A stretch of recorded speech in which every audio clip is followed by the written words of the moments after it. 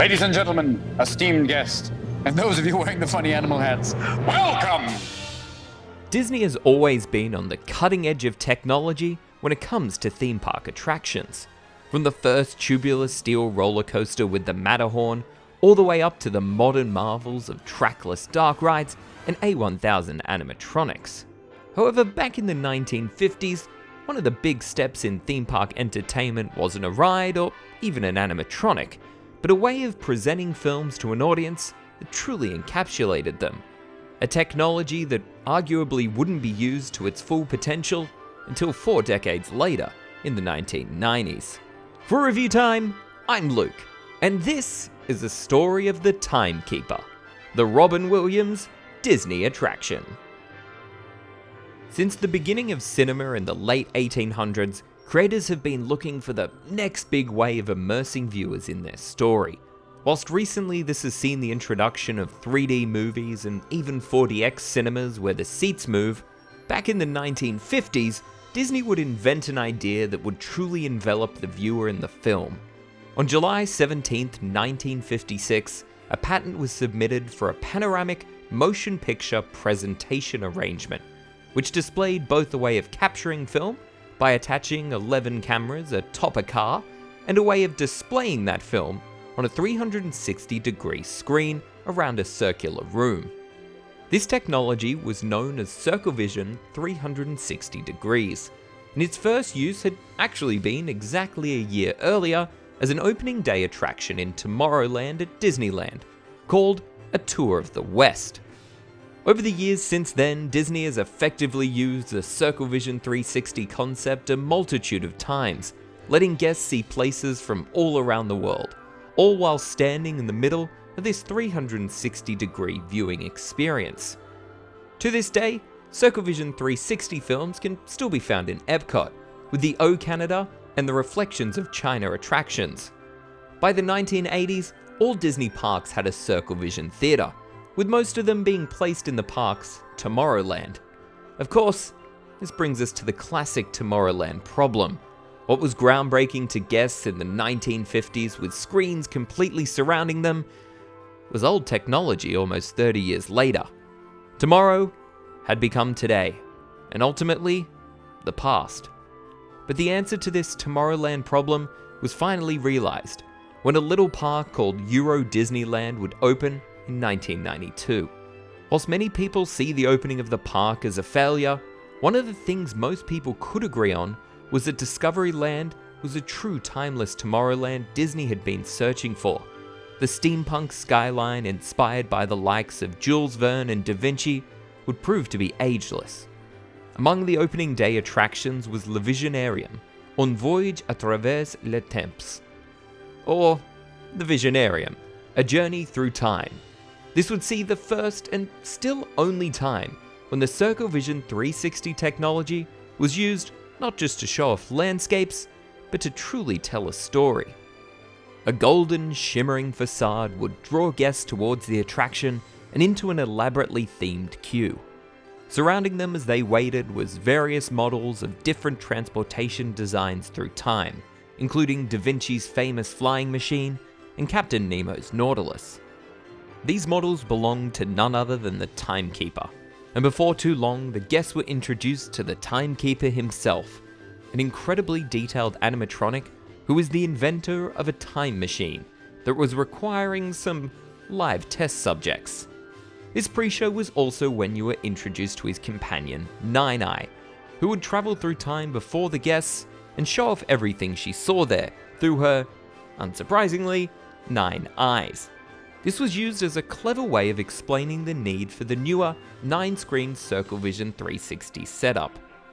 In all iterations of the attraction, both the Timekeeper and Nine-Eye were played by well-renowned actors, with the best-known castings being of Robin Williams and Rhea Perlman respectively in the Magic Kingdom version of the attraction.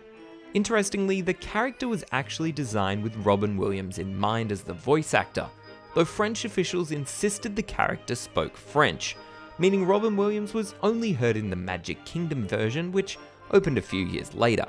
But more on the non-Paris versions in a little bit. From the pre-show, guests would move into the main show building, where they would find the Timekeeper in front of a control panel, before being convinced, politely, by him to move all the way in to see the demonstration. Now, please form double rows and move to the center of the theater. Do it! You've been waiting outside. You've been in line for a while. Just do it! Thank you. Once Guess was standing in the center of the room, surrounded on all sides by the 9 screens, the Timekeeper prepped Nine-Eye and the time machine for their spectacular journey. As he flips the switch, Nine-Eye is sent back to the Jurassic period, narrowly avoiding a hungry Allosaurus. This was just the first step of the journey for Nine-Eye and the Guess that would see them travel to Da Vinci's workshop, a performance by Mozart, before interrupting a meeting between H.G. Wells, played by the acting great Jeremy Irons, and Jules Verne. After a short conversation between the two great minds about their conflicting visions of the future, Wells left, leaving Verne alone with a model of his time machine, which he laughed off as impossible, to which Nine-Eye rebutted and appeared to the author. Time travel. It's impossible. Oh yeah? Look again, Frenchie. Verne, completely intrigued by the robot, tried to get a closer look, and before the Timekeeper could bring her safely back, he had grabbed her, bringing Verne along for the ride. This kickstarted the second act of the film, where after a failed attempt to send him back, Jules Verne tags along with us for our exploration of modern times. Well, 1990s modern times. This saw guests exploring the streets of Paris before zipping around a bobsled track, then moving on to see how Verne's novel came to life as well, as we dive 20,000 leagues under the sea. The scenes were full of slapstick humor, really painting Verne as the odd one out in modern times. After exploring various other European destinations, the odd couple ultimately traveled into outer space, proving Verne's dream of space travel real after he'd written about it all the way back in 1865 and from the Earth to the Moon. But time was running short for our intrepid time travelers, so Nine-Eye raced Verne back to whence he came, the site of the Grand Palais of the 1900 Exposition Universelle, completely blowing the mind of H.G. Wells when he returned with Nine-Eye, who returned home to the present after saying her farewells. With Nine-Eyes back with us all, proving the incredible power of the time machine, it was time to send guests forward in time, to the far-off year of 2189. As guests explored Paris in a flying car, they ran into none other than Wells and Verne, exploring the future in a machine looking strikingly similar to that of Wells' 1900s time machine. A shocked Nine-Eye asked how this was even possible, to which Verne replied, In the future, anything's possible. Hey, wait for me! bringing the experience and the attraction to a nice rounded ending. Guests were wished all the best from the Timekeeper and went back to exploring the rest of what Discovery Land had to offer. Now, this short synopsis of the attraction really doesn't do it justice, and I urge everyone to watch the full POV of the ride I've linked in the video description. Even though that can't show the 360-degree nature of the film, it's the closest we can get to reliving this classic attraction. The experience was full of famous actors and famous locations all over Europe, and it truly felt like a big-budget Hollywood film that finally perfected the Circle Vision 360 concept. Not just a passive film-watching experience, but a true attraction with likable characters and a story featuring a real beginning, middle, and end. Whilst reviews for the experience were mixed, Michael Eisner touted the Timekeeper as the showcase attraction of Discovery Land, and would soon see the attraction duplicated.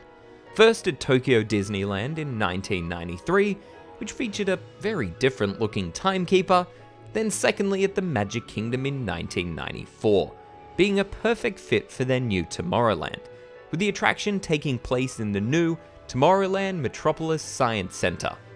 The ride was also set to debut at Disneyland in the impressive Tomorrowland 2055 overhaul of the land, which, as we explored in our video, sadly never saw the light of day. For the next 10 years, the Timekeeper and Nine-Eye continued to entertain and let guests time travel with them. But in 2002, Tokyo Disney would be the first to close their Timekeeper attraction due to decreased audience interest in the now almost 50-year-old Circle Vision 360 technology. Paris was the next to close in 2004, with both this version and the Tokyo version being replaced by Buzz Lightyear Astro Blaster's attractions. The Magic Kingdom's attraction held on for the longest, but with it being moved to seasonal in 2001 with the park's cutbacks due to the 9/11 terrorist attacks. It would survive this seasonal operation until 2006, when it would finally close, with the space now being home to the Monsters Inc. Laugh Floor attraction, with many elements of the Timekeeper still being visible in the building to this day, including the water columns in the queue and the circular shape of the main room. Many reasons were given or assumed for the closure, including that some guests may have found it difficult to stand for the entire length, or its lack of Disney characters may have been one of the final straws in this age of making sure every attraction has an IP tie-in. Unfortunately, the replacements of Buzz and Monsters Inc. are disappointing thematically, and really detract from the detailed theming and story the lands and these attractions used to tell. Whilst today you can still experience Circle Vision 360 attractions at Epcot, it's a shame we can never relive the true magic that happened when the technology was perfected and improved by a strong storyline, incredible performances, and being hosted by none other than the genie himself, Robin Williams. For ReviewTyme, I'm Luke. Thanks for watching, liking, and subscribing. The reason I've gathered you here today is to witness the exploration of the next great frontier, courtesy of my own incredible time machine. Patent pending, offer void, repayment of law. Hey, Timekeeper! What? What am I in here, scrap metal? Come on, introduce me! Oh, pardon moi. I'd like you all to meet my assistant. She's bold, she's